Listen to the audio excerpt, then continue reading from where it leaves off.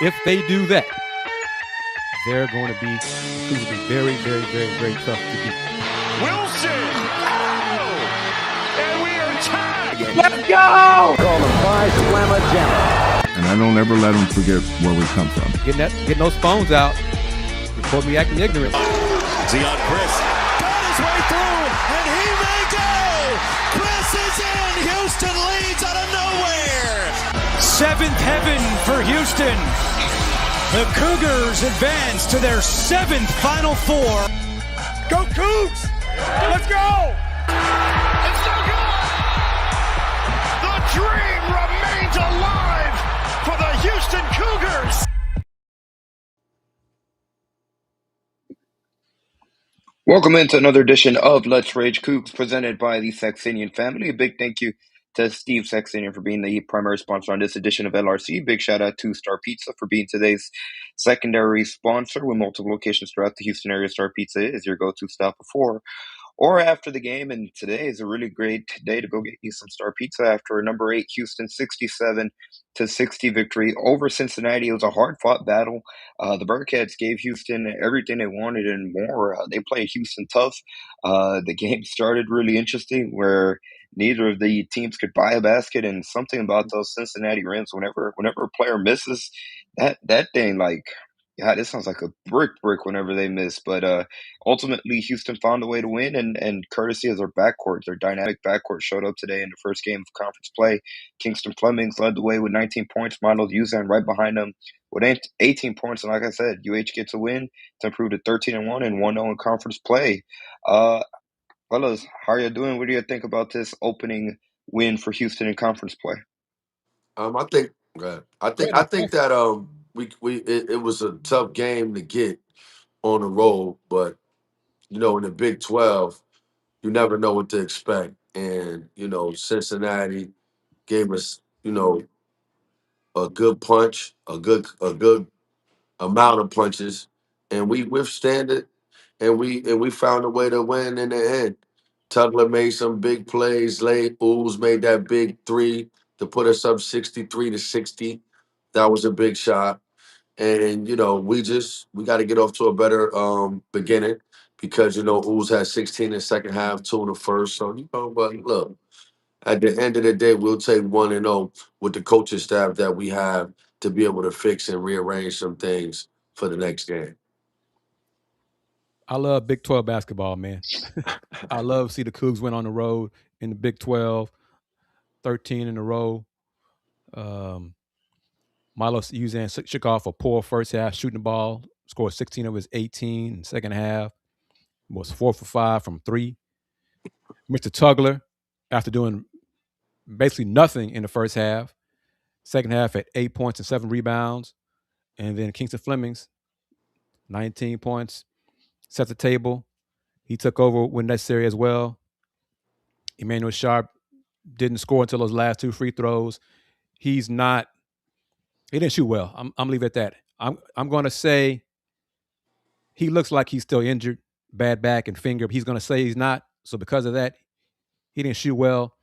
But my biggest thing with Emmanuel, that second foul in the first half, man, that's a bad foul. He took himself out of the game. He's got to stop doing that kind of stuff. I think that he's at an age, well, not an age, but he's at that last year of knowing better, and I think he'll do better. And I think that's what you're saying, Chris, if I'm correct, is that he knows better, and he knows that coach is going to sit him for a good amount of time. It's just a rule that Coach Sampson has. He don't even think about it. You get 2, you're done. So it's just like knowing that, not saying play a little more tentative, but maybe that play where you're not going to get the ball, or you know what I mean, and it's out of reach. Not letting it go, but contesting in a smart way instead of those reaching and those tack fouls that the ref they're gonna call cookie jar fouls. We call them. Yep.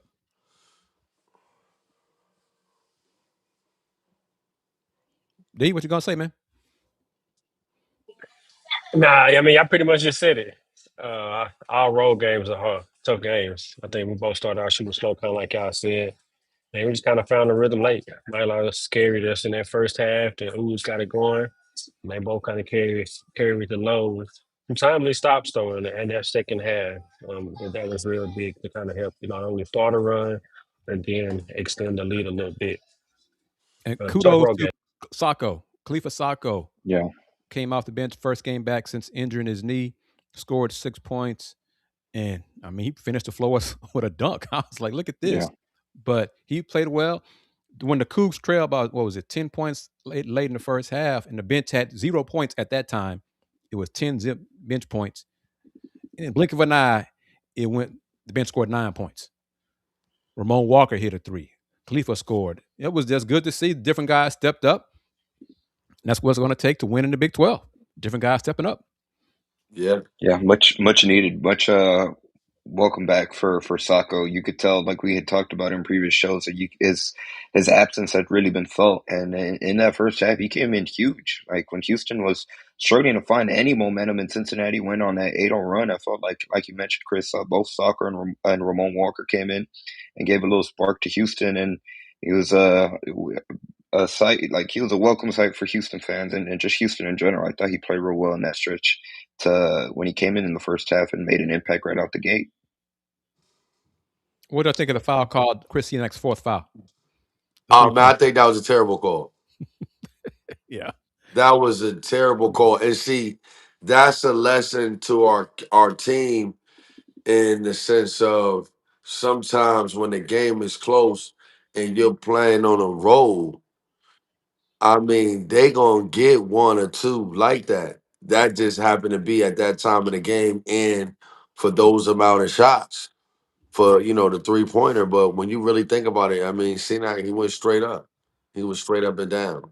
And the guy kind of, threw his arm into him. Yeah. But, it is what it is. I We thought found a way Sharp to prevail. kind of pushed Dayon Thomas a little bit. If anything, the foul wasn't on Kris, but they called it on Kris instead. Right. So, If anything. And Dayon Thomas had an interesting game. He ended the first half scoring the last 12 points. And then I think before that foul on Kris, he didn't score. He made those 3 free throws, and that was it for him in the second half. Oh, man, we're going to tighten up. But, yeah, the defense had some lapses. JoJo had some lapses. He left his man for no reason whatsoever twice. Because he didn't, because they didn't even, what I put it, help defense can be overrated sometimes because if the defender is on the hip, they're not really beat. Right. They're still defending the play. And sometimes you could come and help.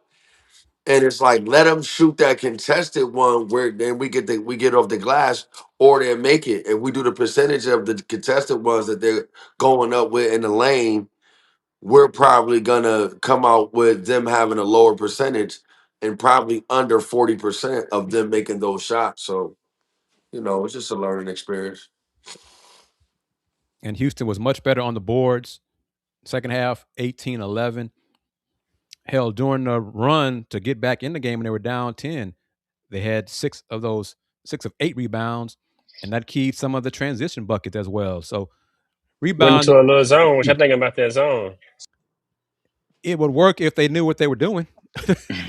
Because some of them I think they Coach Tim should go into it more because we haven't been a dominant rebounder, so we need to get more bodies in the paint instead of all rotation. Being caught in rotation and beat on the glass. I like it for the young guys. Yeah. And not having the pressure because this is the first year, not first year, but we're probably playing the most young guys ever, correct? Yeah. Been a long Like time. at one time, Yeah. like significant minutes. Mm-hmm. Yep. So if this is the first time with us doing that, I like the zone D because it kind of gives us it gives us some leeway to get some of those long rebounds that we probably wouldn't get with rotating and reacting to the ball in a regular man-to-man. So I like it. But like Chris said, we probably need to practice it a little more. Yeah. Because at times, the zone, the man-to-man, it's also part of they're not on a string yet. They're not sure what to do, where to be, talking enough. There was a point in, I think, the first half when Isaiah Harwell and Chase McCarty both left an open three-point Bearcat shooter, and Coach Sampson just was irate. You got to know what to do. Who's going to stick with that man? Somebody, you got him, I got him, but somebody, we can't both leave him. So that's an issue. Little small things. I think we had a question earlier about, do we think this year's team is better defensively than last year? No, not yet. No, No. no. I think it could be with the length and athleticism, but it's not there yet. I don't think it's close yet right now.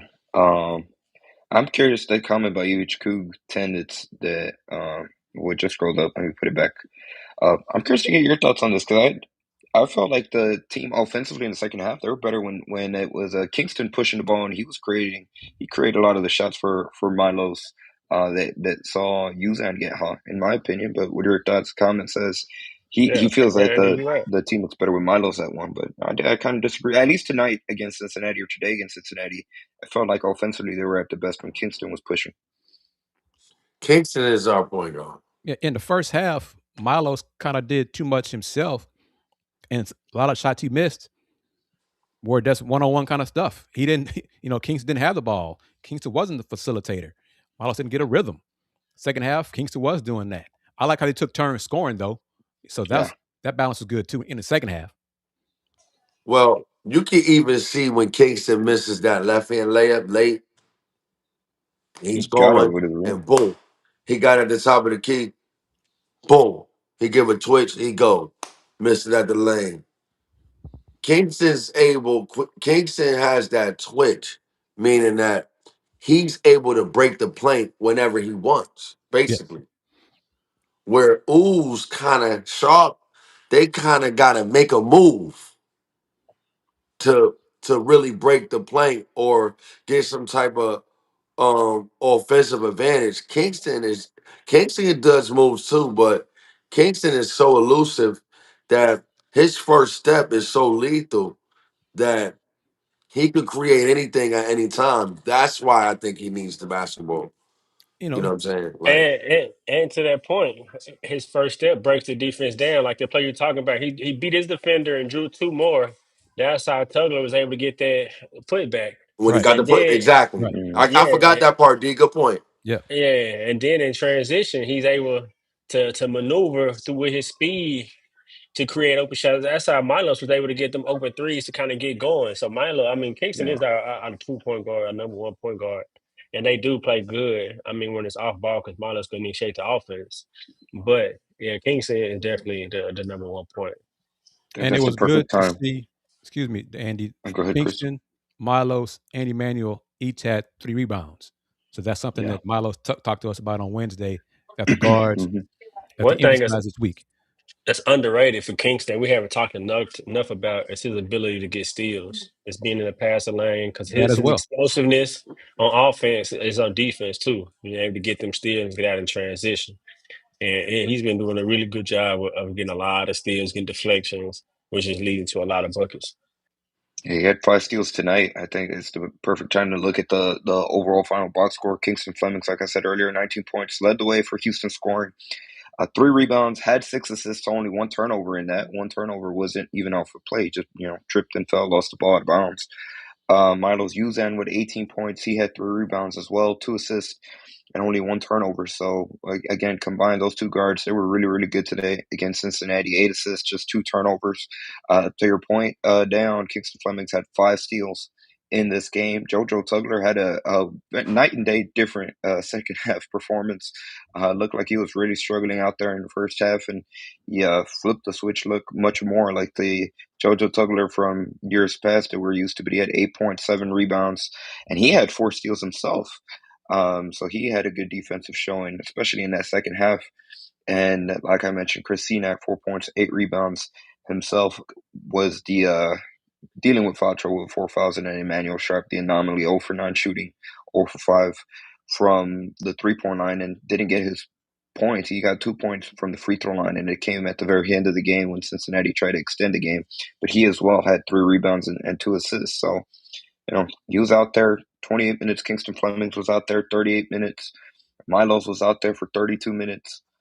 Again, the main thing is that Houston, they overcame some adversity on the road. They were down 10 in the second half, 40-30, and they showed toughness, because it doesn't matter where you're playing on the road. To be down 10 and to it kind of buckled down and were able to rally. That's impressive, and it's a good, strong win. They outscored Cincinnati by 12 points in the second half, which, the way that place was rocking, it was not easy to do.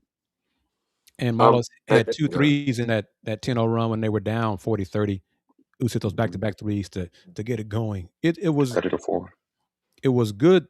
The bench ended up scoring 16 points to the Bearcats 15.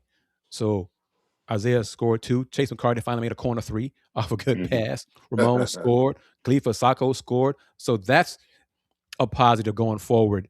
It's a road win in the Big 12. 13 straight wins. That's real quick before we talk about the game again. 13 straight wins over Cincinnati. Remember how the Bearcats used to just thump. Treat Houston like stepchild in the American.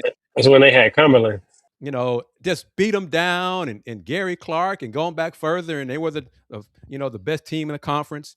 And now 13 straight wins, Houston over Cincinnati. I like that.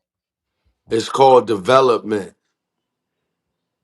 It's called development of the program, the involvement of the program. You know what I mean? Sometimes we get these players. Some of these schools get these players and just want them to be done with developing way before they stepped on campus, and then they stay there for 2 and 3 years, and you get some mediocrity. Nothing against Cincinnati. I just feel like our teams get better and better every pocket of 4 years of guys. Oh, and the coaching change hurt too. For the Bearcats, that made the same sense. True. Wes Miller has not lived up to, so far, the expectations of when he was hired. That's their Craig, problem. he brings up a great comment too. He says Houston extends the longest active streak in Division I, which is most wins in a row on the road right now. Houston's won 15 road games in a row, true road games. Yep. It's part of the culture, part of the program, part of the identity of this team, and they're still learning.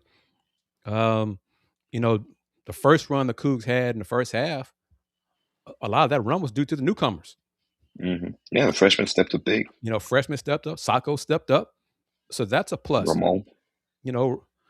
So it shows, I think today was another indicator of how important Sacco is as a big off the bench. Definitely.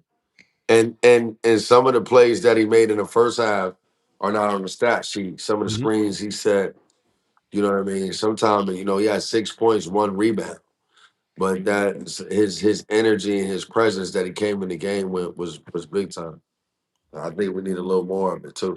And he took up space and allowed other guys to get rebounds. So that also helps too. I wanted to make one more point. We were saying about the situation at point guard. I think if Ooze is at point guard sometime, it's a play to get Kingston off the ball, to come back and get the ball, and then still be the facilitator. I like that. Meaning, like, if I'm Ooze, I'm coming down and I'm running a play, but let's say Kingston's coming off a stagger. Boom, I throw it to him off the stagger. He plays pick and roll other side, whatever it is. Yeah. Where Kingston, where they're not just, watching Kingston with the ball every time. I like that. Or out of bounds plays. Ooze gets it. Kingston comes off a rub. Things of that nature, or come off a flare, or he has it, though the Ooze comes off a flare. You know what I mean? Things like that. You know what I mean? But as far as when we get that thing off the glass and we're going in transition, that ball need to go to Kingston. When we go when they get the rebound and the other team miss it and we're throwing it to somebody, it need to be Kingston. That need to Take be them both. every time when off the glass. And When it comes and off the glass. I'm okay with Milos running the offense when Kingston sits. Of course. Mhm. But I how mean, much Kingston gonna do that? He's only sat 2 minutes today. well, they only had 0 fouls, so you get my point, That Fluff. boy don't get in foul trouble. But you get my point. Yeah, I do. I do. Okay, I get it. so if Kingston plays 38 minutes, I want the ball in Kingston's hand 38 minutes. Those two he doesn't, then let Milos have those 2 minutes. That's For what I'm real. saying. It is what it is. So, I always bring up Derrick Rose, but I guess we are comparing. I guess they do make a good comparison. That thing come off the glass, man. 23 got it. yeah, It and ain't no Anderson got it. Douglas Roberts got it. Hell, even when little Andre Allen got in the game, you know what I'm saying? Derrick Rose, they throwing that Dorsey get that rebound, Dozier get that rebound, they giving it to Poop. So but that's how I look at Kingston. That ball come off the glass. I need y'all to get that to 4 in red or white trim. You know what I and, mean? and I But I told y'all about this guy. I just got some energy too. I told I told you were right, I no told doubt. y'all about this guy. I told y'all about this guy. I need about 30 seconds right quick. I told y'all about this young man. I told y'all Kingston Fleming was the real deal, holy Phil. Real deal, man. And what makes him the real deal, what makes Kingston the real deal is his mindset. He don't look like a freshman out there. And I'm not even talking about what he's doing productively with the points, assists, rebounds, steals. Yes, he's doing that. But like his demeanor, it was one point in the game. It was 67-60. Ools got the ball. I guess Kingston kind of was going away from the press. We called a timeout when he was trying to come back to get the ball. I guess he didn't do it the way coach wanted to. And the timeout came and coach like, yo, what you doing? And he like, my bad, coach. That's when I know kids already. He like, all right, coach, my Yeah, bad. I'm tripping. yeah. You got it. All right. He ain't even say you got it because that's a little passive aggressive. But he's just like, all right. Okay, I'm going back out there. He understands that part about it too. Hey, He's funny. I'm we're going back out there. So as long as I'm going back out there, everything is all good, coach. You know what I so mean? far he has exceeded everyone's expectations and maybe even Fluff's because For you knew he sure. was good, but but I think he's at the point, and I think for the team to get where they want to go, which is that last win of the season, Kingston has to be that guy like Jamal Shed was, where it was a point when Jamal had the ball, the opponents knew Houston was going to win. That kind of confidence in Kingston. I think he's getting to that level. He's got to do it consistently. That's an area as a freshman he's going to be up and down. So let's see what he does on Tuesday. Him and Christian Anderson. Looking forward to that one, boy. Hey, I know Yeah. it's kind of off subject, but it's not. Anything about Cougars is real. So yeah, I'm looking forward to that one. Go ahead, Dayon. No, Um, I was just gonna say, just like Jamal, when Kingston got the ball, he can break down the defense. Yeah. Any time when Jamal had it and Kingston got it, he can break down the defense and get in the paint. And something's gonna happen, whether he's gonna finish or foul, drop off, create for somebody else, just like Jamal in that manner as well. So it could be a balance of Coach Sampson trusting Kingston, put the ball in Kingston's hands, or Jamal told media, he told us there were times I told Coach, I got it. Mhm. We're gonna do this, Coach. And I let's remember see you if telling we me get that to that last point. year. Yeah, Kingston get to that point, Coach. I got it. We got it. All right, we're gonna run this play. I got it, Coach. So it's a balance of Coach Sampson trusting Kingston to get it done, or Kingston saying, I think they're "We almost at got it." that point, Chris. Yeah. So that's great to see. I wanted to ask y'all a little sidebar question. I'm sure the Let's Rage Cool fans want to know. I mean, want to hear this too. Have we been paying attention to how Sasser has been playing for them Detroit Well, Pistons? I have. I'm a Oh, Pistons fan, so yeah. oh, oh! And we've been watching Sasser, and also have we been watching QG. Them boys been playing ball. That's been a real great sight to see. Of and Chris don't like when I say former Cougs, to see our Cougs in that association representing those Cougars. But Sasser and Quentin Grimes have been playing some good, solid Cougar basketball too. One time I watched and Sasser got the steal, was on. I said, "Oh, Yeah, that's ripped it it." right at You seen half that? court You seen against that? that. Yep. Well, yeah, you seen that? Okay. Yeah. I said, yeah, Hmm. yeah, yeah, yeah, yeah, yeah. That's that Houston Cougar defense right there. Yup. He's finally healthy and he's finally getting a chance, an opportunity, and he's shining. So yeah, look, I'm happy for him. He gonna get Ivy. Ivy, you go listen. Ivy, you got that Notre Dame in you, man. You can't beat him out. You gonna mess around to get him out of there, man. You know what I mean? He's a little tougher. That's a great point by Justin. Justin been commenting. He's been commenting about Mercy Miller. I You up and down see. about it, Chris? No, I'm no, not. no. Today, I mean, you could have said Emmanuel because Emmanuel wasn't shooting well, but defensively, Emmanuel's still a better defender than Mercy, and I think Hmm. Coach trusts that part more than anything. So I'm not sure where else would he have played during a comeback. Um, I Well, no. think this, Chris. I know D love this subject right here. D love this subject right here. But you know what? Go ahead, D, because it's on your brain fresh. Nah, I would say I was just gonna say we really would never know because he didn't have the opportunity. All he needed was the opportunity, and I think this was a good game, especially when Emmanuel wasn't shooting the ball well to try to get that spark and give him the opportunity to see. Because we showed last game defensively, he made consecutive stops, got rebound, he did all the things that is quote unquote culture for us.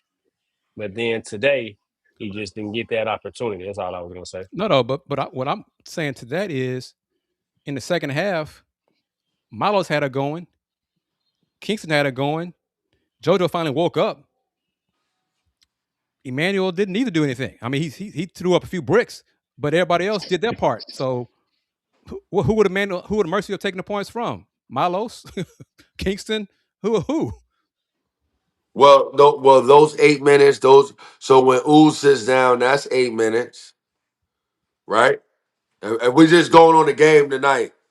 If Ooze sits down, that's 8 minutes. Sharp sat down for 12 minutes, that's 20 minutes. Kingston got sat down for 2 minutes. That's But 22 no, minutes. second half.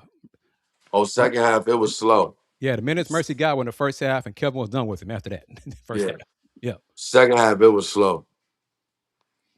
To your point, Chris, Emmanuel Sharp played the whole second half. He was in there for the whole 20 minutes. Kingston played 18 of the 20, and then Milo's 17 of the 20. Y'all know how I feel about Emmanuel. When his shot isn't falling, get to the free throw line. Don't take those off balance bad shots. Drive and get to the free throw line. Get fouled. Draw some fouls. You're a good free throw shooter.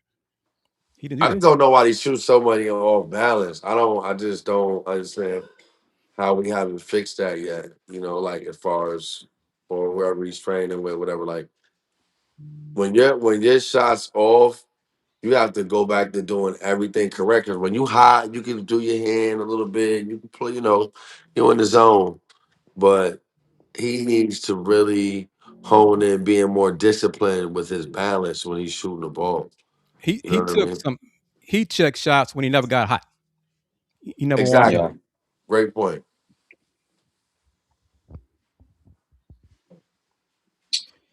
Real quickly, let's take a pause to thank today's sponsors of this edition of Let's Rage Coogs, beginning with Steve Saxenian, who's the primary sponsor of this edition of the Let's Rage Coogs postgame show, the original Houston postgame show after each and every single men's basketball and football game. Of course, we also like to say thank you to today's secondary sponsor, In Star Pizza, with multiple locations throughout the Houston area. Star Pizza is your go-to stop before or after the game, check them out online at starpizza.net and on their social media platforms, Star Pizza HOU on X, Star Pizza Houston, Texas on Instagram. And be sure to check them out Tuesdays and Fridays for their all-you-can-eat pizza buffet during lunchtime.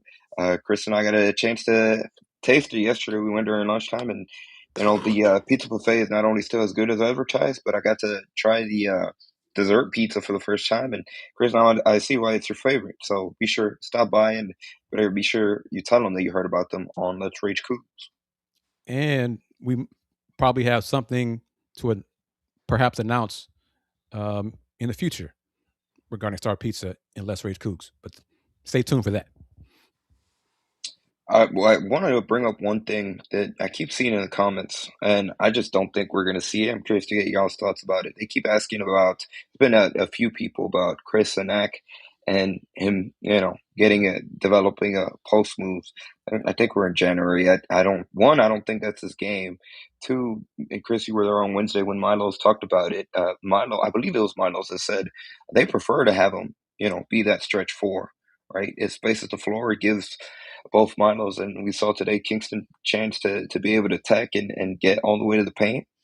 And I just, his strength, he got the first basket of the game, and they got it to a sweet spot, that short corner jumper. He's almost always automatic there. I think if anything, they're gonna try to find a way to get him to get the ball in that spot more often.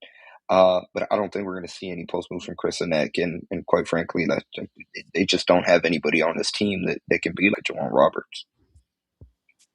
Yeah, I mean, It's and not Tugner.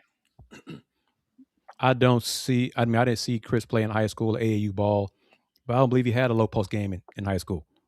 If he did, he was a better athlete, bigger and taller than the guys. And, what does that show? Pick and pop more, I think you will see more pick and pop with Kingston and Kris. I think that'll be something you see more the rest of conference play. But mid post and out. That second 3-pointer he took today was not a good shot. He took that shot like, okay, well, He rushed that. I haven't touched it in a while, so I'm gonna shoot this shot. Mm-hmm. So it came out weird the moment he released it too. And there are different ways to score in the paint. He can score some points in the paint off putback like that dunk. Mm-hmm. There are different ways for him to score and get himself involved and get to the free throw line. Rather than, you don't have to be a low post scorer to get to the free throw line.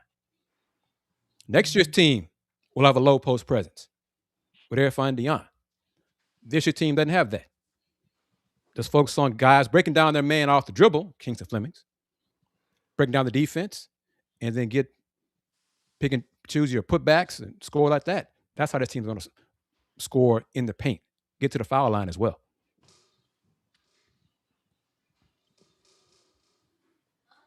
And maybe some hollow action too. How about that? Fluff hollow action with Kris and JoJo.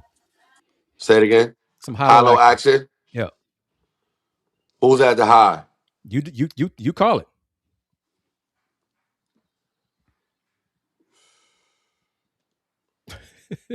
I don't like it.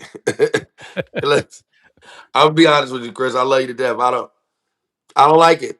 I don't like hollow with them because I don't see Tugler turn over his left shoulder enough. This way on the left or on the left. Catch it, turn left. Turn over. I'm sorry. Catch it, turn over my right shoulder. You know what I mean? I don't know if Kris if Kris is comfortable catching it right there in the middle. It looks like an easy catch and finish, but you got to be comfortable to catch it with your back towards that rim and know you can turn either way and be comfortable facing whatever it is. So I kind of I like Tugler to see that short baseline somehow. I think that's his area. He like to operate like mid wing, mid baseline. Mm-hmm. I think that's where he like it. He's always hitting that little jumper right there. I think he just need more touches. True. I think that's the main thing for me, or just watching him. I think he just need more touches. Any areas we talking about, they're talking about mid posts and then like those areas, he just need more touches. I think once the game gets going, we get to playing so fast, we get to playing a lot through Kingston, and rightfully so. Man, Yeah. it is times in the game to where maybe we can run a set to throw it to him and let him get a touch and go beat his man. I mean, because he's better than also the players that's guarding him. So I don't necessarily, in my mind, I'm thinking we need a low post score him to make a post move. Because Jaywan wasn't doing no drop steps. He was mostly getting to that left hand hook. Yeah. Or sometimes the drop step with that left hand if he has someone smaller quickly so much. So for me, he just needs those touches to be able to show his first steps, to turn and face and pull up. So he got like a Tim Duncan like game to where he can turn and face up, shoot off the glass, he can shoot. And so I think in my mind, he just need more touches. I'm looking forward to seeing what it does Tuesday against Texas Tech. Justin Singleton says he doesn't feel like UH's big men have enough finesse or touch at the rim. I think JoJo sometimes has too much finesse at the rim with some of the shots he misses at the rim that roll off. No, I see what he's saying. And I was just about to kind of say what Chris said. I don't know if JoJo has really any touch or finesse at the rim or enough. I think Chris got the finesse and the soft touch at the rim, the ability to shoot floaters, little hooks, the little soft jumpers. I think he got the finesse. To my mind, I just think he just need a little bit more touches. Yeah, I agree with you, Mr. Big Yeah, Texto. he's Tucker's not a low he's down post guy. I agree with you. He's not. You need to get better at that dive, being able to catch and shoot those little floaters on the dive or catch and the stitches on the oop, touch the glass. He's shown a little bit if he got a mismatch to be able to score with a mismatch. But yeah, I agree with you. I just feel like overall, sometimes he looks a little, I mean, for lack of a better word, kind of awkward, right? And Yeah. sometimes it could be Not natural. Yeah. slow. Yeah.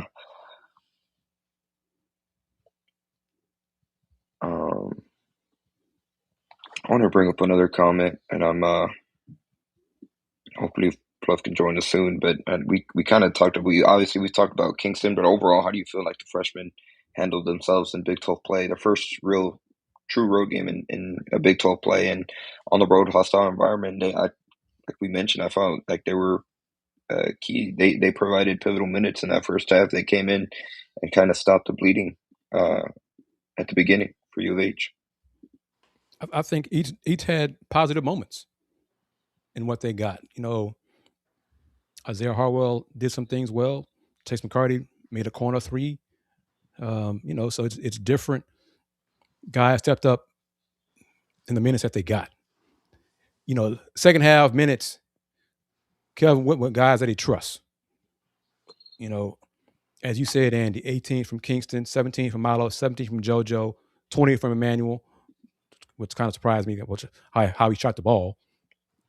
But Kris had 12, but he got in foul trouble. So that also limits him also. I mean, what's our 5 down the stretch? The 5 we're Milo, seeing just Kingston, now? Emmanuel. I mean, tonight. It depends on how the game goes, but he'll probably end up riding the starting If he 5. needs some defense, it's going to be Ramon Walker. Ramon will be in there instead of Sinek. Yeah. Chris said it right. The guys he trusts. I get it.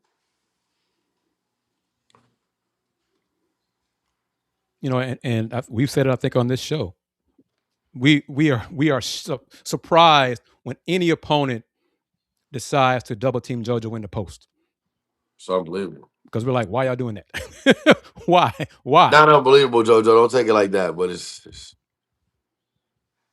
you know. But because he's not consistent enough in the low post to really demand teams double team him in the low post. He ain't got to that point yet. He may never get that point as a Cougar. But I think this year's team is going to win differently. And JoJo had, you know, the oral surgery and lost 16 pounds. I think that might have impacted him as well.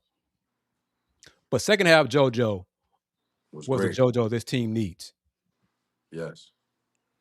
And it doesn't matter really how he gets the points, the 8 points and the 7 rebounds and the steals. He was active in the game in those minutes.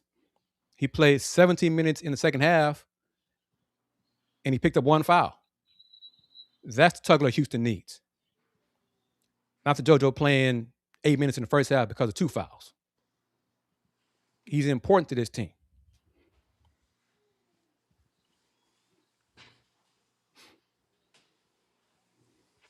And we thought the fourth foul on Kris was not the correct call. Kelvin at that time would be livid at Kris for being there and putting himself in position for the ref to call it, which also goes to who Coach Sampson trusts. So he wasn't going to keep Kris on the floor when he has Ramon and the fifth-year person in the program. Yeah, that's true. That's true. And second half rebounding. Ramon. I just wish Ramon would maybe I don't know. I don't I know Ramon has Ramon been wearing that number all this time? Yep. Yeah. Okay. Okay. I just I just listen. I just wish Ramon would just score with that number on. I don't know what number does he wear? Ramon wears 3, right? Ramon wears 3? Okay. I just wish he scored a little more with that number 3 on. You know what I mean? That's just a little more. I mean, he's knocked down his 3-point shot at Okay. a higher clip this year than previous years. I think he's finally healthy. But I gotta talk. I gotta talk to the coaches. I gotta talk to the coaches. I know I got some stipulations I need to get for that not to be worn, but I know where I you were just going, brother. I just when the guys come in like give it to Kingston. You know what I'm saying? Give it to Kingston. Let Kingston do what he got to do. You know what I mean? But the coaches got to ask when there's somebody come in, they say, "Hey, let me get that number 3." I just wish somebody be like, "You want to wear 3?" Sheesh. Okay. Yeah, you put that thing in the hole now. So that's all. I just but he's messing with you, representing 3 in Ramon. another way with the Cougar culture. He is That's true. so That's he's doing true. it that way. True. True. That's more important than anything. No, I'm just messing around. I was messing around with my guy before about that. I actually ran into him at the game and was messing with him. And he was like, I shoot the ball too. We was messing around a little bit. What's my guy name? He played with the Rockets for a while. What's his name? Shooter. Armani Brooks. Yeah, Marty Brooks. He's like, well, listen, I shoot that. I said, you right, Yeah, young he fella. Yeah. did, and he was a good rebounder You too. right, young fella. Yeah, for young, sure. young Yeah, fella. He's like, hold on, OG. I shoot. I put that ball in. I said, you right. You right. You Sweet. got it. You got it. Yeah. Real quickly to go to the comment by Justin, I believe it was Justin Singleton, about the rebounding. And Kris, I think you were going to make this point, but the first half, Cincinnati out rebounded Houston 19-16. Second half, much better job. Houston, they out rebounded the Bearcats 18-11. So they cleaned that up in a huge way. And lo and behold, JoJo Tugler, big reason for that, had 6 rebounds in the second half. at one point on the boards, it was 15-8 Cincinnati. Mm-hmm. It ended up being 34-30 Houston. I blame Tugler though. Yeah, he's part of He's that. just not. I think he's good on the defensive rebound, but he doesn't get enough. Like boom, like the putback he got when Kingston missed that layup. We Yeah, need more of those from him. You yeah. know, of course, those are more points and rebounds at the same time for him. It was almost like he attacked the glass more because we were in dire straits, but he needs to have that mindset when we're not. the second half Tugler is the Tugler Houston needs. Yes. And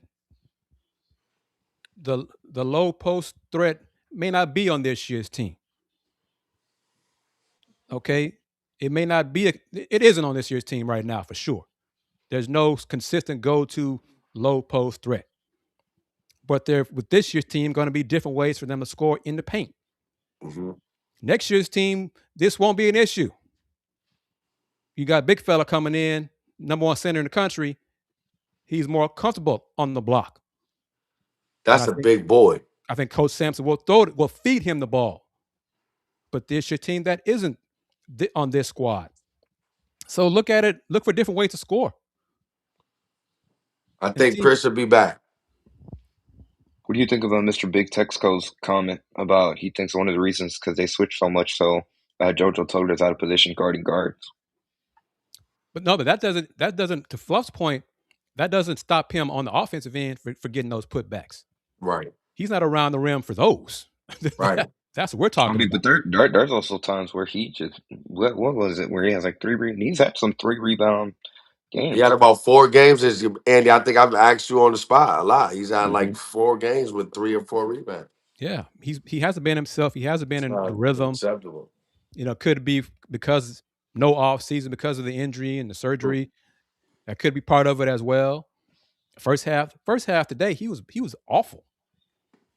He was non-existent. Second half, he got it done. So second half, he cannot be a no-show on Tuesday against Texas Tech. No.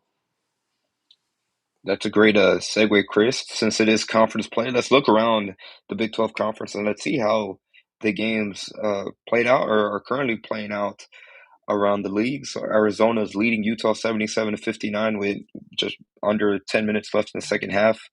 BYU beat Kansas State 83-73. Texas Tech got a win over Oklahoma State 102-80. UCF knocked out Kansas. Correct me if I'm wrong. That game was in Orlando, Kris.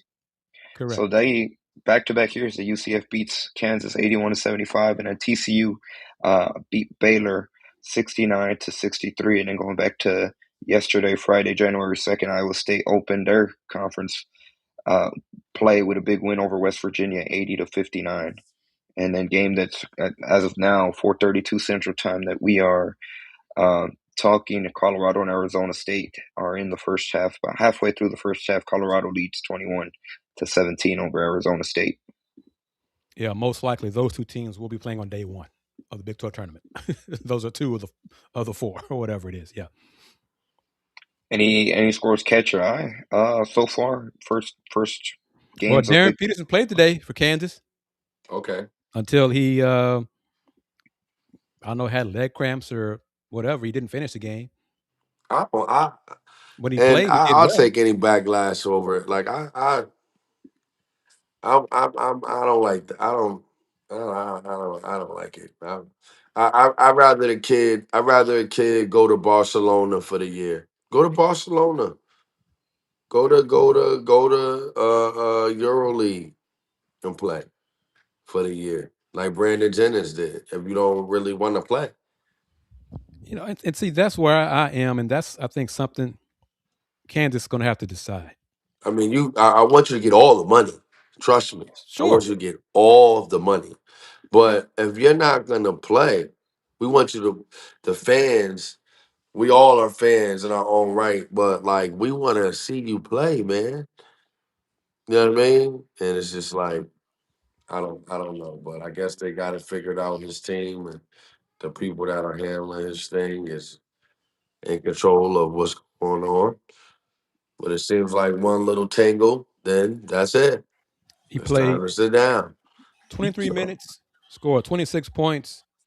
Chiefs. He was. Hold on, my bad, Kris. He could do whatever he wanted to. 17, 23 minutes. But he didn't finish the game. He didn't play a lot because of the leg cramps or whatever. So when he was out there, he was out there. But Fluff, no, I think kind of to your point is he's at the point of the leg cramps, hamstring. I mean, these injuries are nagging injuries. So when are you going to be 100%? I don't know, but when you told me 26 points in 23 minutes, that they said he gonna be a top 5 pick, I had changed my mind right quick, Chris. I said, you know what? I lied. He can do whatever he want to do. I But the thing guess. is, But I'm just joking around, yeah, but he got to stay healthy. got to stay healthy. Well, we got to put some more pressure on the trainers because I guarantee you, Darren Peterson, if you got any little brothers or something coming up, you might as well send them to Houston because John Houston had that boy. That you would have, if you, hey Darren Peterson, if you was at the University of Houston, I'm not gassing. Anybody on this panel that know John Houston, I'm not gassing. I'm from my own experience with him too. If you had leg cramps, or not saying you playing like get out there and play, don't matter. John Houston would have had you right. I don't know what he would have did to have him out there on that floor, but Darren Peterson, if you was at the University of Houston, you wouldn't have these problems. John Houston is a shaman. Whatever he does, I It's mean, world class. he is world class. He's been that way for years. And Darren Peterson is a tremendous talent. Tremendous talent. Yeah. But the very best ability is availability. Yep. And if you can't stay healthy and play complete games, then really, ultimately, you're going to hurt your team because you can't play 30 minutes a game, 35, 38 minutes a game like Kingston Flemings is today. I got one question about the scores, not the scores, but the games that Andy was the kid that Nines High, was he He played. activated? James Has he been Patrick, yeah. activated Yeah, he yet? Yep. played. He played for 16, Baylor today. 16. Yep. I'll read you his stats. He played for 16 minutes, 5 points, 2 or 3 shooting, 4 rebounds, 1 assist, 2 turnovers, 4 personal fouls in Baylor's loss. 16 minutes. They only got 8 players. They're down to 8 players because of injuries. So that's another reason why they signed him or brought him in, whatever you want to call it. That's a So lot if of. you didn't get drafted in the first round, you can go back to college. If you don't sign an NBA contract, that's the key, right, Chris? Yeah, he did not sign. Well, as the rules continue to evolve with the NCAA, he never signed the 2-way contract. He didn't sign anything beyond a summer league deal. So what did he do what did he do? He played overseas. The Knicks have his draft rights, but that's it. So he's been spending time overseas playing ball. So he's been a pro, which still bothers me. He's been a pro. Okay. But he's never signed an NBA contract. I wonder why he didn't. That's interesting. Hell, Detroit drafted him initially, but he was part of a trade. So, or 2 trades, I think. But Baylor is one of those, they're dealing with so many injuries. Baylor is a reason why. I mean, Kansas has their own issues, but there are 5 really elite teams in the Big 12 this year. Name them, Chris. Houston, of course. Yeah. Let's Rage Coogs show. Arizona, Iowa State, Texas Tech, and BYU. Okay. And one of those 5 teams will not have a double bye in the Big 12 tournament. Think about that. That's crazy. What was the graphic in today's game? The Big 12 was, what was it? 70, or maybe the top 6 teams were 70-8 in non-conference play. That's unbelievable. That's crazy. I want to talk about that. That's crazy. 70-8. Ooh, jeez. So I mean, yeah, Big 12 will probably. Well, I mean, there are other good teams. The top, Michigan playing well, very well. UConn really does have a lot of competition in the Big East. Fluff, you disagree? Listen, let me tell you something. I don't care nothing about no UConn. No, I'm saying, but in terms of competition in the Big East, it's really this year is them. Oh, okay. I want Connecticut St. to John's know fell off. when I'm representing Connecticut I'm talking about the kids and Yeah. what we doing. And people always ask me, man, are you a UConn fan still, even though you played for the Houston Cougars? I tell them all the time, it's Houston Cougars. They ask me, who gonna win the NCAA championship? I said the Houston Cougars. They say, who gonna win the basketball championship? Houston Cougars. Baseball, soccer, badminton, rowing. You know what I mean? It's all H-Town. Yes, So, sir. Yes, sir. you know what I mean? I just UConn, and it's so crazy. It's 35 minutes away from my house. 35 minutes. But you are That's it. loyal to the University of Houston, as all of us are. My one of my best friends in the whole wide world, Ryan Gomes, is at Providence College, and he's on me. Yo, come to the game. I said, man, I come to the game. The people gonna catch me at the game. We mess around, get a picture at the game. I ain't even been to see my family at the game in Texas. I can't do it. That's Yeah. enough. That's only an hour away too. Yeah. You're going to be at a Houston game before you go to any of those games up there. I cannot, Chris. I do not disagree with you. I do not disagree with you for 1 second. Yes, But sir. yeah, I was just wondering if that kid played. And 70-8 is diabolical. Yeah. Uh, They said what you said the other day. I mean, I guess last week we was talking. I guess that's real about um, it being the second best league in the world, the Big 12. so Brett Yormark said, yeah, top of it for sure. The bottom 8 got some work to do, but the top part for sure. Just got an email from UH having issues We have post game audio from the Bearcats. You got audio from who? from the Cougars. You just sent it? Oh, you Yeah. said audio, not video. Okay. No video, just audio only. Let me see if I can. Let me see if I can share that. We can hear it for a little bit. While we do that, taking a quick question, we feel good about Zion Chris hitting the current transfer portal. I think Yeah, it's a good of move course. for him. Good for him. Hopefully, he finds somewhere that can use his talents because he's an explosive runner with the football. All right. Let me see. Yeah, it's literally audio, so let me try to make it small and let me see if we can hear it. Zion would be a good fit at Rice the way they want to run the ball.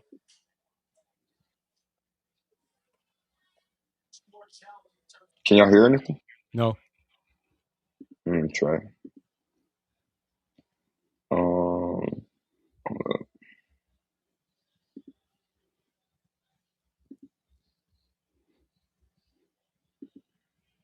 But the thing about Zion at Rice, could he? I mean, I don't. Rice got those academic standards. Can he get to Rice and get into Rice? I have no idea.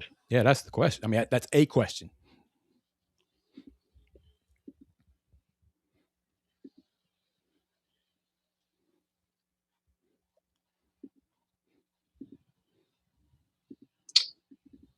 Yeah, if you can't get it, don't worry about it. We'd have to probably tweak the audio later on, anyhow. So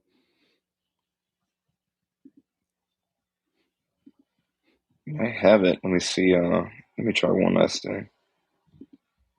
I mean, you showed me. Has anybody posted it on their social media, and you could just screen share it that way? No, they haven't. I mean, it's audio only, so uh, I can stick it on a video. It should take a while to download. But let me try one last thing. See, we could squeeze in right here, Dayon, while Andy's working on that. If we were there at the game, we'd have some post game video. You know, just saying that's still one of our goals is to be able to go to some road games and especially the Big 12 tournament and provide content. And no shade on our colleagues, but we do things differently than they do. We have our own niche. So we could probably do some things here on Let's Rage Coogs that they won't do.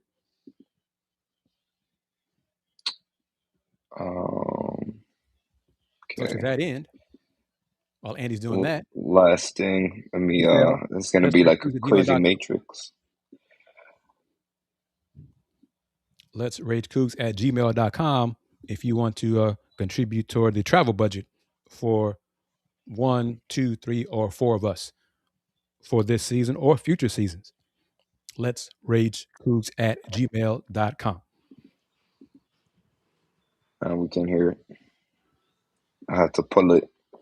I'll post it on Pod Slam Jam after, but can't listen to it. Yeah, no worries. You try to do it live here, and that's not a problem. Actually, I could probably edit it. Can't hold up. Yeah, we're determined. So there's a way we're going to figure it out. Just may not happen here on the show. And Jarris Walker at Indiana, he's struggling to make shots. That's it. And they're injured so much. What? Jarris at the Pacers. He's struggling to make. He's shooting like 20-some% from 3 and 30% overall. So yeah, he's struggling to make shots. Oh, that's what I wanted to tell you guys. We're gonna set it up. We'll talk on off the air, but we have a former player that we're gonna bring on if we can very soon. All right. I thought you were going to share some news about you. You found some money for us and going to float us for the whole year. Well, I like that, Kris. I like aggressiveness like that. Well, I will say this, and I will be making an announcement soon. Who knows what that looks like? But we are Elm City Elite has a partner with a sneaker company. All right. We that thing is happening for Elm City Elite right now. So once I get in the building, congrats, brother. Thank you. That's awesome, and once I get in the building and start shaking and baking and network, and I'm sure some things are gonna happen for us. Because yeah, I don't want to share what Andy and I discussed yesterday until we tell Fluff and Dayon about it. So that's why I haven't said it on the air. Okay, same here. But I just want, but it's good for the people to know that this thing is going to be bigger than what it is now, for sure. For sure, most definitely. 2026 is here, and we already got off to a good start with ideas and plans of making this grow and get bigger. Yes, sir. Most definitely.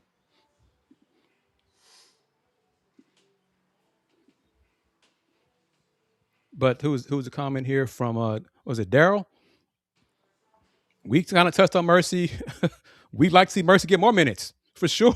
We would, but we're not the coach. So, coach in the second half played the guys he trusts the most, and just leave it at that. And you can argue if that's good or bad, but that's what Coach Sampson does and did today for sure. I mean, hell, second half Milo's today was good, Milo. So you get Milo second half, Chuckler that's second something half. to build on. Yeah, that's something to build on. Need that for sure. Tuesday against Texas Tech. And Andy, I have not heard any more about if a certain someone's going to be at the game on Tuesday. But if I hear, I'll let you know. Sounds good. That'll be big time if he is. And Tuesday's game, reminder, 8:00 start Central, 9 That'll be Eastern. ESPN. No, FS1. I just checked. Yep, FS1. I just found out, guys, I got every single channel created for college basketball. I didn't even realize. So I missed a couple games last year. You know what I mean? I don't have to miss any now. And I'm excited about that. Excellent. So that's a plus as well going forward. Yes, sir. Any comment? No. Excuse me. Any questions from the audience that y'all want to ask us in these final minutes of today's edition of Let's Rage Coogs? We've gone past the hour mark talking about the Cougs gutting out a 67-60 road win over Cincinnati. From a conference perspective, the Bearcats needed this win. But we, as Cougs, I'm very glad the Cougs got the win. Most definitely. One game at a time. What does Houston need to do to get a win against Texas Tech? We want to Control go tempo first. and rebound and let Kingston be Kingston.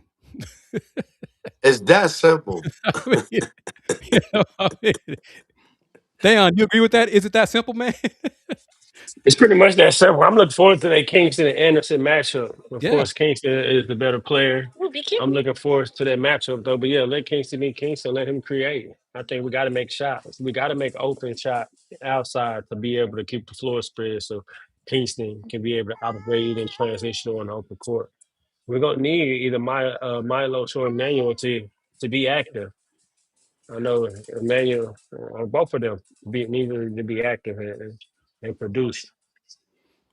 And obviously we're not expecting Emmanuel to not make a shot, not make a field goal Tuesday against Texas Tech. So I think he'll bounce back. Tugler and Sharp need to avoid early foul trouble. That'll be a big boost on Tuesday. See if Khalifa can play well again in his minutes. And see how the freshman and Kingston too, as talented as he is, still got to be consistently good. If he plays well, Harwell plays well. Fellas, the question right there. Is your expectation to win the Big 12 again? Hell yeah. Does a bear go to the bathroom in the woods? And Dan, I apologize, man. I got it wrong last show. I'm going to get it right now. Because we expect to win the Big 12 because Houston runs the Big 12. So, yes. Yes, sir. That is the expectation. No doubt. 1,000%. And Arizona looks tough. They do. Michigan does as well. Yeah. And I think we've all said it. This year, especially, man, you couldn't tell by injury. You can't predict injuries.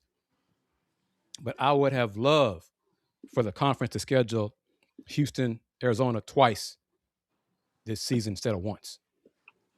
Yeah. And same with Iowa State. Not Baylor, Houston. Home and home. Not just, Baylor, of those four, it's Houston, Arizona, Iowa State, and then Baylor. Those three teams should square off twice in regular season. That's my thought on that.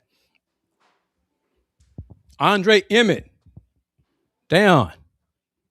God bless his soul. Indeed. Fluff, you got anything to say about he can hoop. About Andre Emmett, 14, Yes, black and red. That was a bad man. You hear me? And he was unstoppable. He was a lover of the game. He's a real Texas kid, Texas guy, Texas player, Dallas home. Real. I've had a chance to be around him.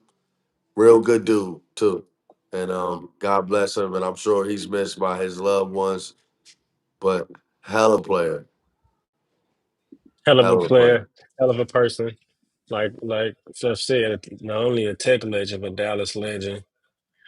Really put the state on his back, really rep the city. Great person, man. But he was cold for sure. Yeah. He was cold. And he was loud with it. Yeah. He was very loud with it. He wanted to let you know, listen, I have 30. He was he was big time, man. But it's not bragging if you back it up. Do you? Man, Kris, you done gave me a topic. Is it bragging if you back it up? Ooh. I think I'm gonna get into that when I get off here with y'all. That's Kris. That's a jewel right there. Is it bragging if you back it up? Andy, how you coming along, man? We got it. I mean, if you want to play some post-game audio, I got it. Have you tested it? How does it sound? It'll be good. Okay, well, real quick. Dayon, I want to give you flowers, brother. Coach Dayon, on your new role, man. Oh, congratulations, coach. Yes, sir. Appreciate it. Appreciate it. Pro They life had a in the fire graphic house. introducing you. Yeah, pro life elite. We can really join and guide these girls on a long journey, developing, getting to where they want to go. Congratulations, brother. Led by my daughter. You know what I'm Hey, saying? She's hey, the pump it. chosen one. Yes, sir. If you Yeah, don't pump it, nobody else will, D. for sure. Yeah, and she You ready. pump her. She ready. That's Put a right. lot of work in. That's right. I got some gift wraps for you. Remind me when we get off of here. From All right, today. shoot. Can y'all hold up? Can y'all hear this? All right, everybody. Happy to have head coach Kelvin Sampson on your left, senior point guard Milos Uzan on your right, senior guard Emmanuel Sharp. If you have a question, raise your hand. We'll get a microphone to you, and we'll just do this as quickly as we can. We'll go to Joseph here in the middle right. Kelvin, 10-point deficit there in the second half. Where did you feel like things started to turn for you guys in terms of shots going or just being able to run stuff that was working? Well, Emmanuel did an awesome job on Day, second half. Then at some point we got to get home on the boards. You know, we win with unscripted points, second chance points, points off turnovers, and fast break points. We scored 18 points off their turnovers. We scored 14 points off of our misses, and we had eight points in transition. And then the rebounding. I thought if we could win the boards and we've always been pretty good at taking care of the ball. You know, I think we're averaging, I don't know, but probably around nine turnovers a game or less. I think the other night we had 5 or 6. We used to do a good job of taking care of the ball. But, you know, I was playing a lot of guys. Believe it or not, I played 5 freshmen the first half. Who does that? Nobody's ever accused me of being very smart. Chase a freshman. There may be 4 freshmen. Chase a freshman, Isaiah, Kingston, and Kris. We played 4 freshmen. But I wanted to get them in there early in case I needed them late. It's hard to put guys in late, you know, if they haven't played early. So some of that was calculated, but Kingston kind of played well and allowed us to hang in there a little bit. He struggled a little bit in the second half, although he made some big shots. But the guy that just willed us was Milos. You know,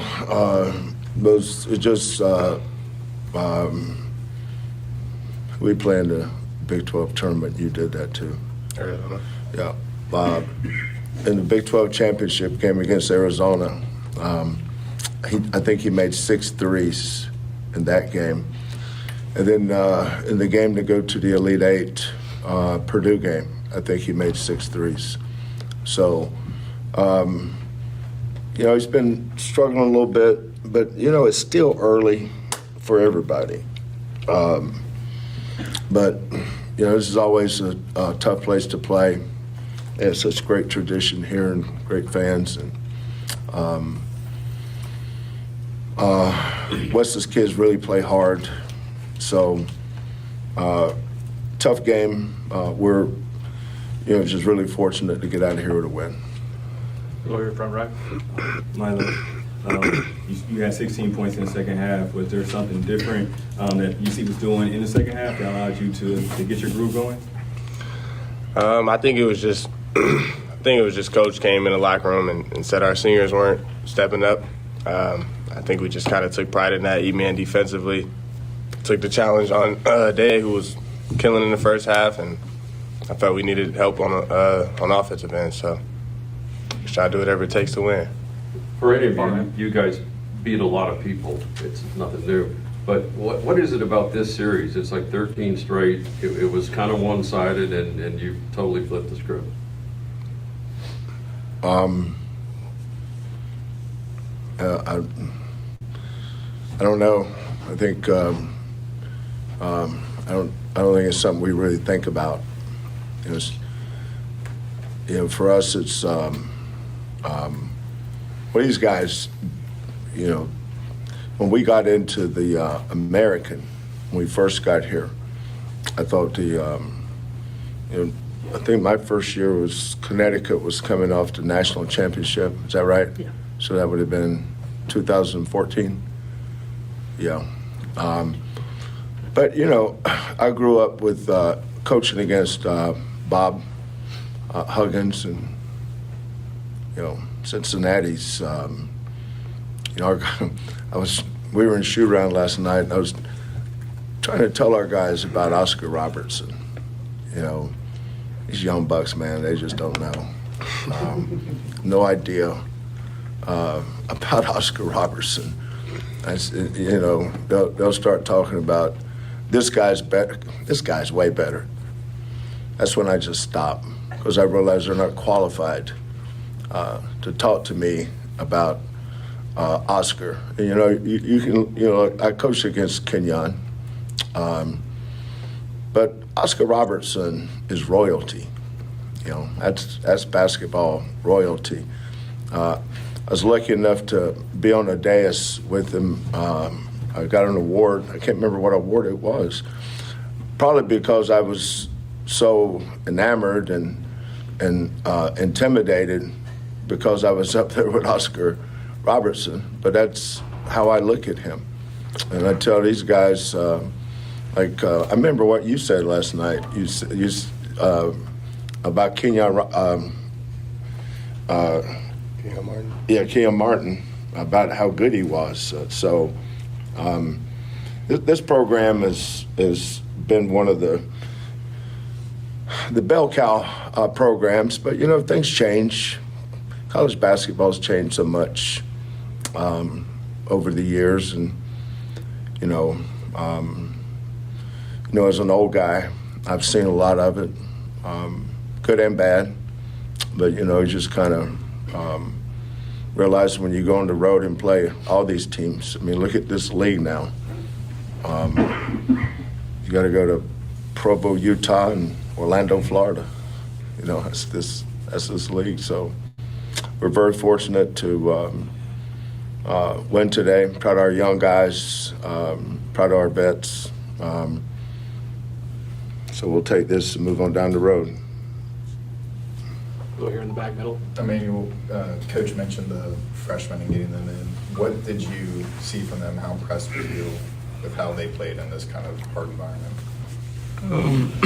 They really stepped up. But they've done that multiple times this year. They're good players, and Coach is playing them for a reason. They come to practice every day with the right attitude, and they play how they practice. They practice well. So, they deserve to play good, and, that's what happens. We'll go back here to Joseph in the middle. Front middle. Milos, the other night at the coach's show, Kelvin mentioned a stat where in the big games, Auburn tends, what your numbers were. What is it about those type of games when maybe he said things aren't going well, you sort of rise to the occasion? I think it's just the competition, just the want to win. I think it kind of fuels me up a little bit. So just knowing I got to have my guys back, that's really all it is. I have time for one more if you got it. Well, back middle. Emmanuel, I saw you kind of going back and forth with Day a little bit. Is there a part of conference basketball that kind of those interactions make playing in the Big 12 so special? Yeah, it's real competitive, and that's what I like about the Big 12 is, every game is a prize fight. So, just having that great competition on the court, at the end of the day, it's basketball. So, just having that good energy with the other players on the court, going back and forth, playing hard, going at each other because, at the end of the day, everybody wants to win. So, just having fun at the end of the day with it, as much as we play hard, you got to have fun too. Coach,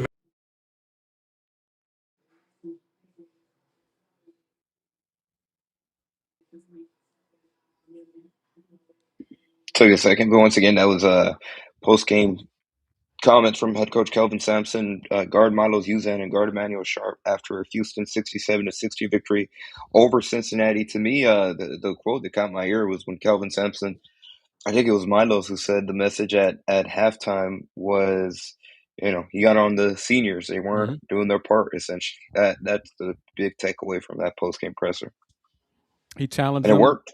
Yeah, he challenged them at halftime, and they stepped up. Emmanuel played his better defense. He avoided foul trouble for much of the second half. And even not just the seniors, the upperclassmen, because JoJo stepped up and played better in the second half. That's what this team's going to need. As good and as talented as Kingston is, still need the upperclassmen to do their part in team success this season. 100%. With that being said, that's going to do it for this edition of Let's Rage Coogs. Big thank you to everybody that took their time out of their Saturday afternoon to join us following Houston's victory over the Bearcats. Houston opens conference play 1-0, and they'll be back at it Tuesday, January 6th from inside of the Fertitta Center at 8 p.m. Central Time when they take on Texas Tech. So that'll be a big matchup from the University of Houston campus. Final look at the box score again, Milos. Kingston Flemings actually led Houston in scoring 19 points, 6 assists, 1 turnover. Milos Uzan was right behind him, 18 points, 3 rebounds, 2 assists. JoJo Tugler third in scoring for Houston, 8.7 rebounds in this victory for Houston. Big thank you again to everybody. Big thank you to Steve Saxenian, to Mike and Jennifer Pittman with Star Pizza. And one final thing for me, if you are interested in being a potential sponsor on future shows of Let's Rage Coogs, reach out via email, letsragecoogs@gmail.com. LRC, the original Houston postgame show, after each and every single men's basketball and football game.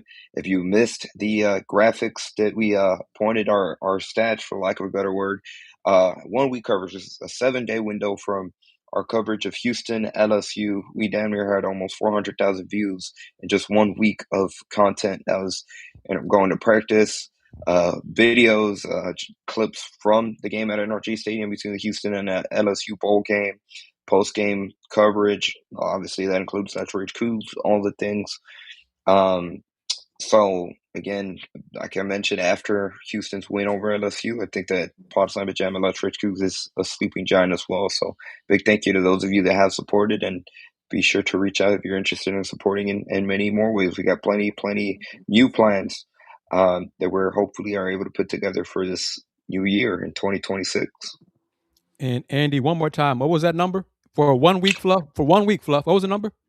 Let me get you the exact same number because it was an estimate. If you round this is for football. It was. This for was football. Well. So some of it included.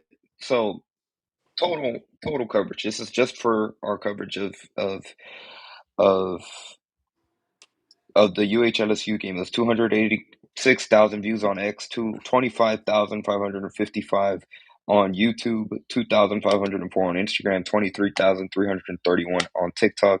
And for the entire week, so from December 23rd to December 30th, this is combining with our coverage because obviously Houston, Middle Tennessee played in between that stretch too. We had some practice availability from the men's basketball as well, 391,149. So damn near 9,000 short of 400,000. That's total coverage, both football and men's basketball, just a week window. So from December 23rd to December 30th, 391,149 combined. And that includes YouTube, that includes X, Instagram, TikTok, all the things. So I'm going to put it on the screen, Andy, and cover our faces, but this is it for everybody to see it. All right, I'm going to make it bigger and shrink it in. So give me a second here.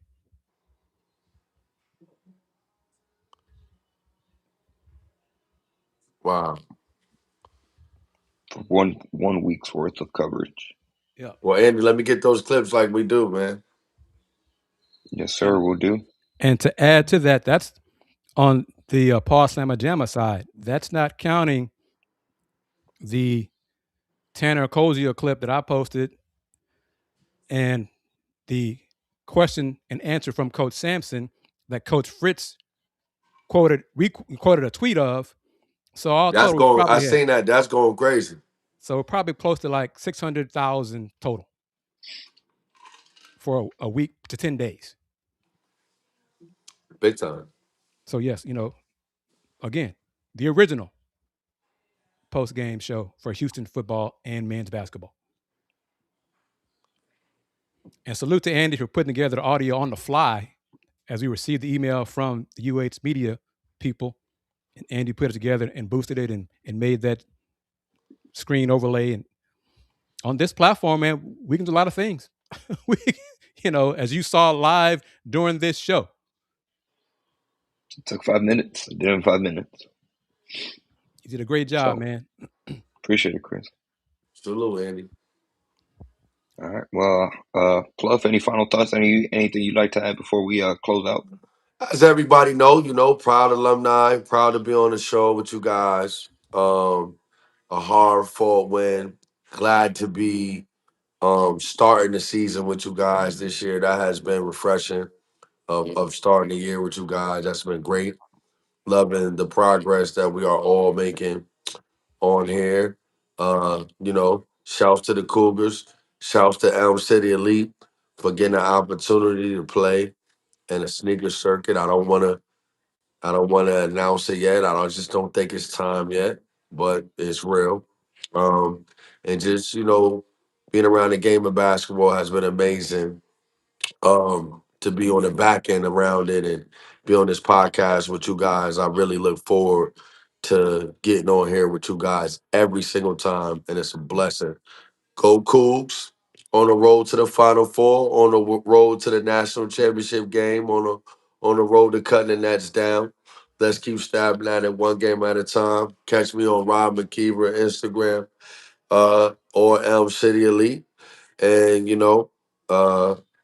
if you know a Coug, help a Coug. All right? And go Cougs. And I am Kris Gardner of the Houston Round Ball Review. I love this show. I love Let's Rage Coogs. And again, flowers to Andy for the idea that he had a few years ago to have a post-game show for a Houston college team. And so with that idea, we've grown it and we got more ideas to help it grow even more this year. So stay tuned. Support this show. Support other Cougs. Cougs helping Cougs. Join us again January 6th as we discuss what we think will be a hell of a matchup between the Cougs and Texas Tech. I think the Cougs will win and improve to 2-0 in the Big 12 play. So join us after that game. 8 o'clock Central start time, 9 o'clock Eastern, game on FS1. So it's going to be a late night for us on LRC, but we'll do it anyway. So please join us. And for me, Houston Round Ball Review, since 1994, the Houston Round Ball Review. Local name, global perspective.